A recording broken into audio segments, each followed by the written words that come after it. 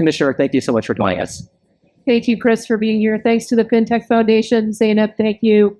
I'm going to start with my disclaimer, which is that my views are my own views as a commissioner, not necessarily those of the SEC or my fellow commissioners.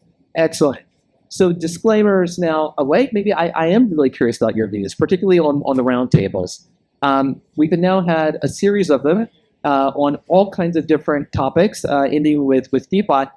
What are your biggest policy-oriented learnings or conclusions as you kind of wrap up the process?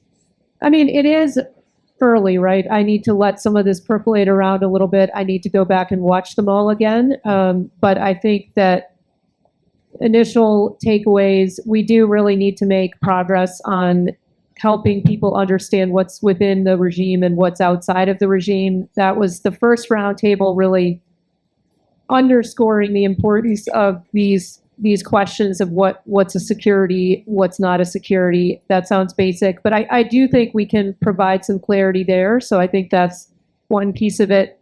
I think from today's roundtable on DeFi, it was a really nice wrap up because it was a reminder of the problems that happen when you have lack of regulatory clarity. It actually stunts an industry and it stops it from developing in the way that it otherwise would. And so at one level, that really raises the stakes of the project here. It means that we have to provide that clarity. But I think on the other side of that, what came through loud and clear today was, if you give us the basic parameters, we can figure out a lot of these issues. And I think that is encouraging, right? Regulators don't have to do everything. In fact, there's real promise in this technology taking over a lot of the job of the regulators. And that's something that, Chris, I know you've been thinking about and working on for a long time, because this was something that you saw very early on. And so I'm really excited about the prospect of being able to say, there are pieces of this technology that mean we can maybe peel back some of those regulatory layers. One of the really interesting aspects about the roundtable, and I was very young. Can everyone hear us, by the way? Or us now visually. It is so rare that I am asked to talk louder. You have to. Right. Okay. I will do it this way. Wow. I'm actually asked to talk louder. Okay. As I get over that. So, one of the really interesting things that I noticed from the first roundtable when I participated, and I'm curious to get your views in terms of how do you assess and crunch all that information, is that there were heterogeneous views. Like, there are differences of opinions in which you had lots of different people, and you kind of put them all together in a room to kind of hash out some of the more challenging areas of law and policy. And there's a lot of law that the different participants had to tackle hours long.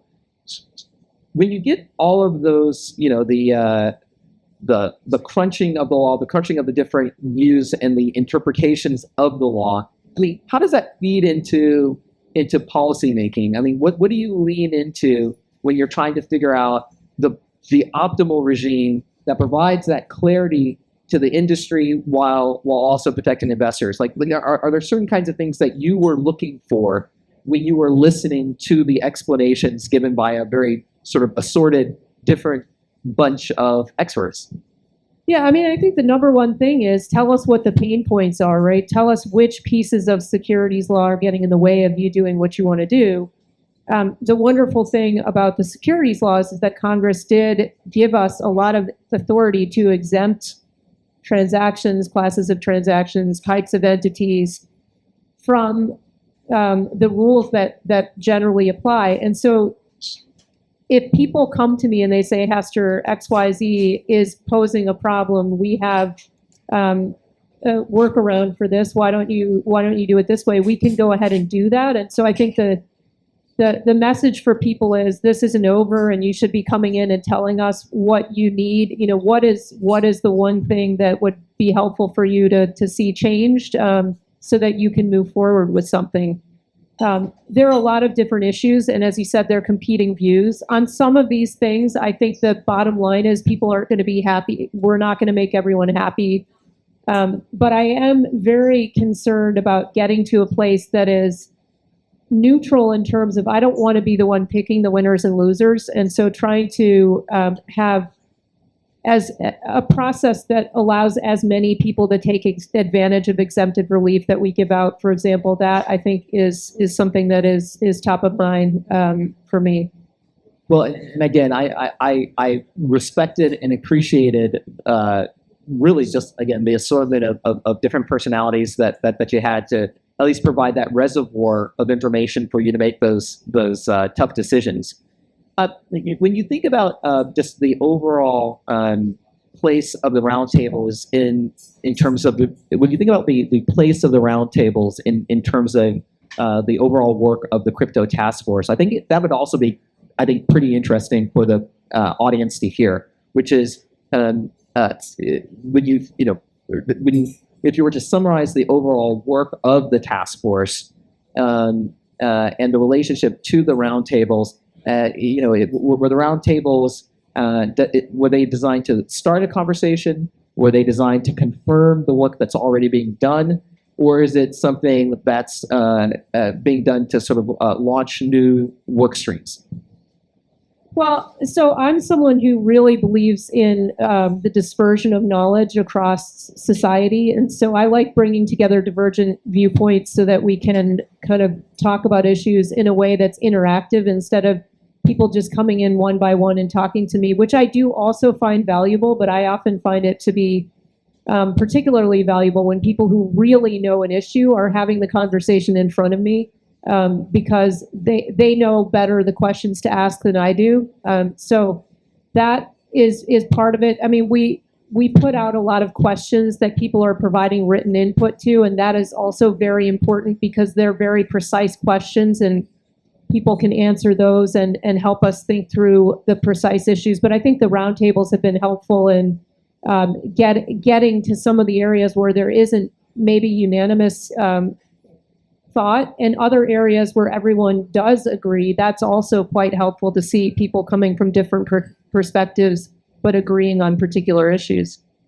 So you had mentioned exemptive authority, which is certainly a major tool in the SEC's toolbox, particularly when trying to tackle new kinds of challenges and certainly when addressing frictions.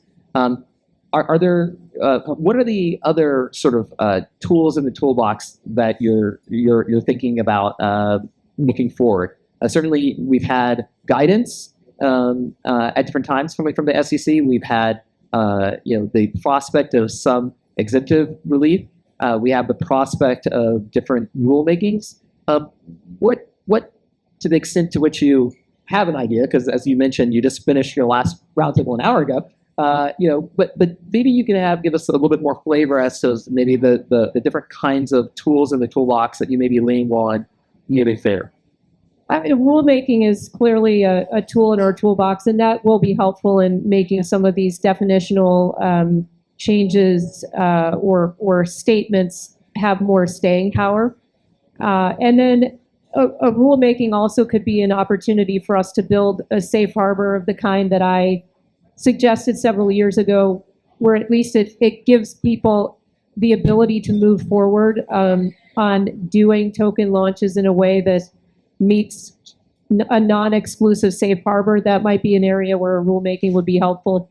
We have used staff guidance, I think, in some areas just to say, we see this activity happening. We want you to know that we don't think that this activity is within our space, and that's helpful for, I think, clearing out some of the issues so people know we're not going to be spending time on those things.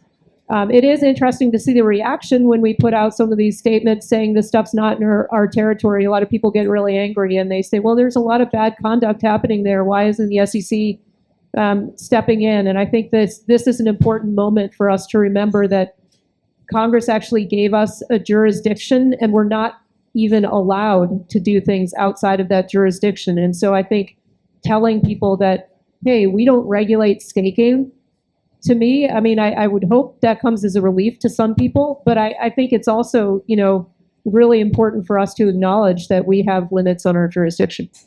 So, I'm sure you're aware there are other things happening in town, particularly in Congress, and in this area of cryptocurrencies. To what extent do developments in Congress and the debates and the movement or non-movement of bills affect the work of the SEC? So we're certainly talking with folks in Congress about legislation, and I think they want to hear from us how they, if we look at what they're doing, what we think the effects will be. But I think a lot of what we can do is already within our authority to do, and so where we can work with our existing authority, we can do that. We're looking toward what they're doing and not trying to do anything that would contravene what they're trying to do. But I think they're complementary efforts. So, given this particular audience, I mean, you have thought leaders, you have some regulators in here from other kinds of agencies. You have people who are obviously very interested, fintech and crypto specialists. I mean, when you look forward, any advice as to sort of to break down what do you perceive as your next immediate steps now that you've wrapped up the roundtable, and then how do you envision what engagement should look like for the SEC? I mean, as concrete as you can be is helpful. It also is important to remember that we have limited staff, and so we're not going to get everything done as quickly as you all want. But the more help you can give us in thinking through the legal and the technical issues, the better it is. If you think there are people that would be really valuable for us to talk to, you should let us know. But I think it is really do your homework so that we can act faster. That would be my first message. And I guess the second piece of this, I would say, is it's really important to do this right now, because I don't want to end up in a world where we create a regulatory regime that works really well for some very large players and prevents what one of our panelists today called the tinkerers, the garage tinkerers, from being able to experiment and try new things. So the decisions that we make now matter a lot. And I also would urge you that means don't compromise things that are really important. I think there can be a tendency to say, okay, we'll do it however you want us to do it, government, just so that we can move forward. But if that's not actually going to get us to a good place, then we shouldn't do it. You have to care about the stuff that really matters for the long term. Professor, thank you so much for telling them to do their homework. That I've said that more than once. And again, also, thank you so very much for your time. So let's give a hand to the Commissioner for all of your work. Thank you, Chris.